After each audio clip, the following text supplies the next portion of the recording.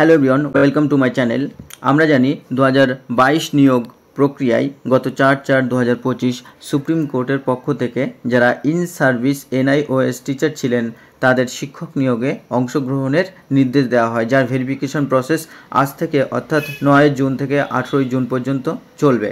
এই নিয়োগ প্রক্রিয়ায় যারা পিটিশনার হয়েছিলেন প্রাথমিক পর্ষদ তাদেরকেই সুযোগ দিয়েছে, কিন্তু যারা নন পিটিশনার তারাও ইতিমধ্যে কোর্টের দ্বারস্থ হয়েছেন এবং গত 6/5/2025 তারা একটি কেস ফাইল করেছেন হাইকোর্টে, যাতে তাদেরকে এই ভেরিফিকেশন প্রসেসের অন্তর্ভুক্ত করা হয়। এখানে আমরা ফাইলিং নাম্বার, রেজিস্ট্রেশন নাম্বার এবং পরপর কয়েকটি বিষয় দেখে নেব। তো কেস টাইপ হচ্ছে এখানে WPA। ফাইলিং নাম্বার আমরা দেখতে পাচ্ছি 10306/2025। ফাইলিং ডেটটা 06/05/2025। রেজিস্ট্রেশন নাম্বার এবং রেজিস্ট্রেশন ডেট ও CNR নাম্বার সমস্ত কিছু আমরা দেখতে পাচ্ছি।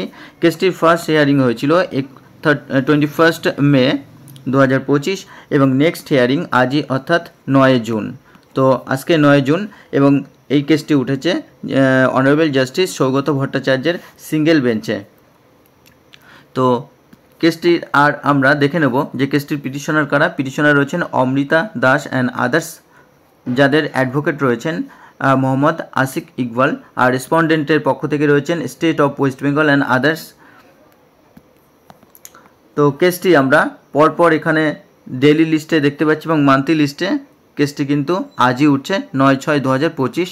তো পরবর্তীতে এই কেসের কী কী আপডেট আসে এবং অবশ্যই আজকে হিয়ারিংয়ের প্রতি সকল নন পিটিশনার যারা NIOS আছেন তাদের তো অবশ্যই নজর থাকবে। পরবর্তীতে কোনো আপডেট আসলে তোমাদেরকে অবশ্যই জানাবো। আজ এই পর্যন্তই।